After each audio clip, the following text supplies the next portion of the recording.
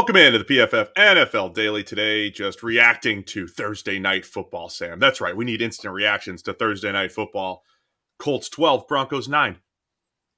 12-9, 7 field goals. The Colts pull it off, down 9-6 in the fourth quarter. The people are complaining. It's the worst game they've ever seen. It doesn't get much better. Every time a team starts moving the ball, there's either an interception or someone gets hurt. It's pretty much the summation of the game. What are your instant reactions to this one? Yeah, Ben DiNucci was complaining that it was the worst NFL game that's ever been played. Like, you know how bad a game needs to be before Ben DiNucci can legitimately take a crap all over it? That's what we were watching on Thursday night. This game. Yeah, I mean, God, that was tough. Look, Denver's crowd is now setting a series of groundbreaking precedents this season that I've never seen before. A few weeks ago, they had that thing where they were chanting down the play clock so they wouldn't have another delay of game penalty. Russ obviously wanted them to yell run pass. I don't know if they're obliging with that yet. But in this game, when it became clear it was going to overtime, when the Colts were kicking the field goal, the crowd is streaming for the exits. Like, rather than sit through overtime of this game, they were out. They were going. And remember, it's mountain time. It's not like it's late night. It's like 9:30 in Denver. They're not like, checking out at the end of an Eastern time slog so they can get home before. Like, this is not late at night for Denver, and they are out of there rather than sit through this. I've also never seen the coin toss booed. The actual toss of the coin was booed. I've never seen that before either. And the crowd was right, Sam. They were right to leave. They really were. The Broncos, they were 0 for 4 in the red zone today or tonight. They were one of the worst teams going in, if not the worst. Right? Yeah, historically were bad in the red zone.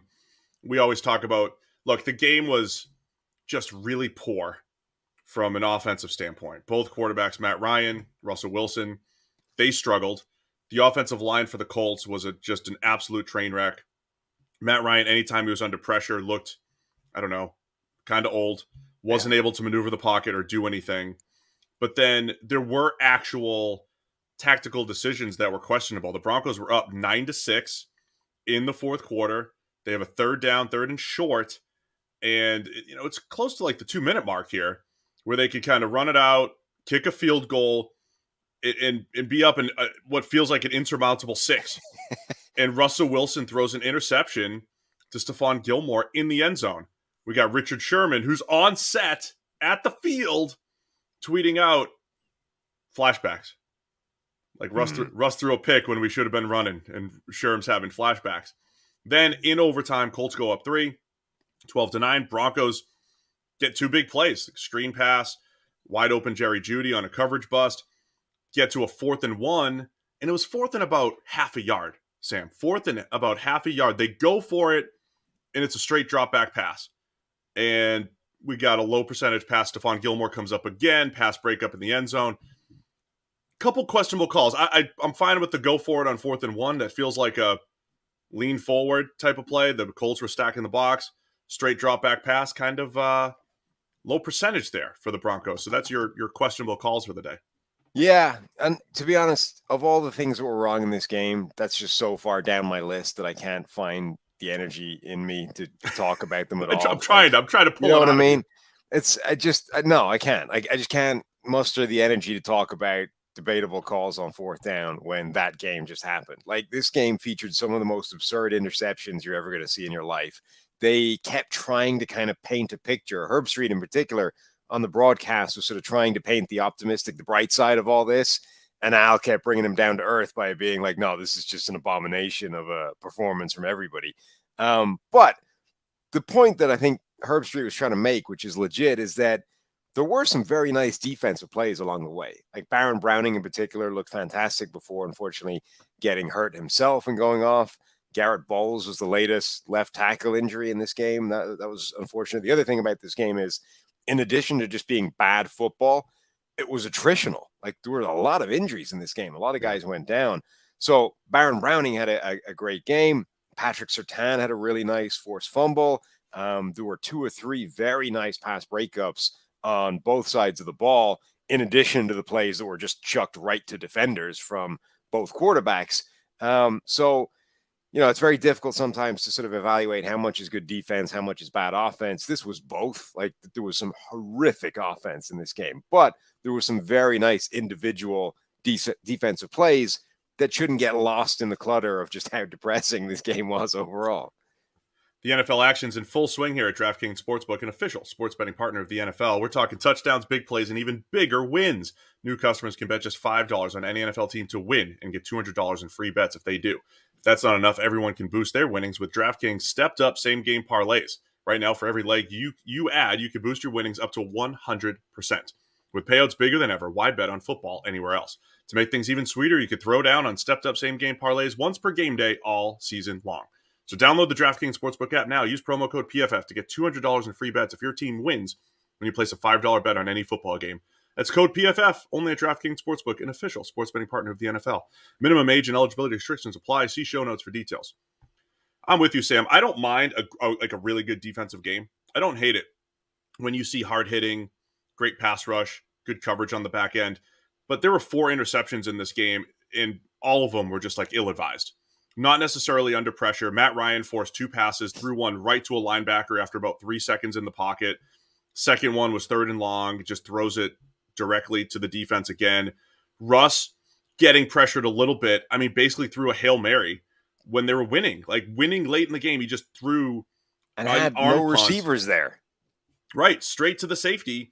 And then again, credit Stephon Gilmore for his interception in the end zone against Cortland Sutton. But again, I think Herbstreit pointed out, he was late with the throw. I mean, if he threw it a little bit earlier, it might get broken up. But Sutton had a bit of a step, right, on Stephon Gilmore. I think this game was way more bad offense than good defense. And it was. But yeah, Baron Browning was fun to watch. Broncos edge defender, Randy Gregory injury. Browning comes in, makes a ton of plays. Unfortunately, a hand injury, and he had to leave the game. Yeah, really, really stepped up, and I think should be a big part of this defense, even down, like, once Gregory is back, assuming it's not a bad injury for Browning. He already had that wrist taped up. Like, it was pretty heavily strapped up already. Like, when he was grabbing for it after the play. So presumably it was something that was already there and therefore hopefully just re-aggravated as opposed to something new and much worse. So, fingers crossed for him. The real winners of this game, though, by the way, are the people, and there were a couple of them, that had a no touchdown bet, which went 68 minutes and cashed at the end of it all. Can you imagine the investment those people had in this game?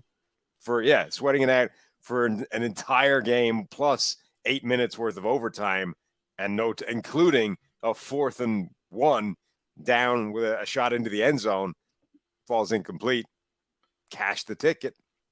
Oh man, can we discuss? So, hey, give the Colts credit; they came away with a win. They're 2-2-1, now behind the 2-2 Jaguars and the 2-2 Titans over in the AFC South. How hard could it be?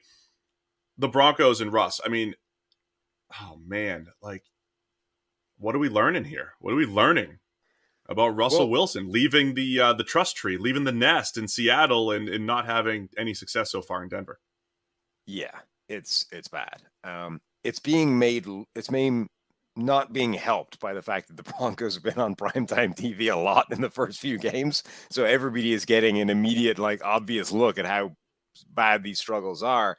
The other point that's worth making, and look, we're 5 weeks in. We're not even 5 weeks in. The first game of the 5th week in to this beginning. It is worth pointing out that the current ownership is not the one that hired Nathaniel Hackett. And in fact, anybody in Denver. So, they're also, by the way, the richest owners in the NFL by a country mile. And whereas for some ownerships, the cost of cleaning house and firing a bunch of people and paying them all off would be prohibitive, for the Waltons, it's like change you find in the back of the couch. It's like, who cares? I'm not saying they're even remotely interested in operating a team in that way, but it is worth noting that they have the potential to not necessarily act the way most normal NFL owners act in terms of knee-jerk reactions, in terms of the cost to doing these kinds of things. So, Nathaniel Hackett's seats don't tend to get warm in the first half of the first season in charge, but he's going to be under a lot of pressure. Yeah, I mean, we've highlighted a lot of the decision-making, but at the the bottom line, though, is Hackett was also hired to be the offensive guru, the guy that was supposed to get them on track offensively, along with Russell Wilson. And all of it has started very slowly in Denver. It's the best game you've ever seen. Thursday Night Football, Colts 12, Broncos 9. Let us know, how much did you enjoy this Thursday Night Football game? It's the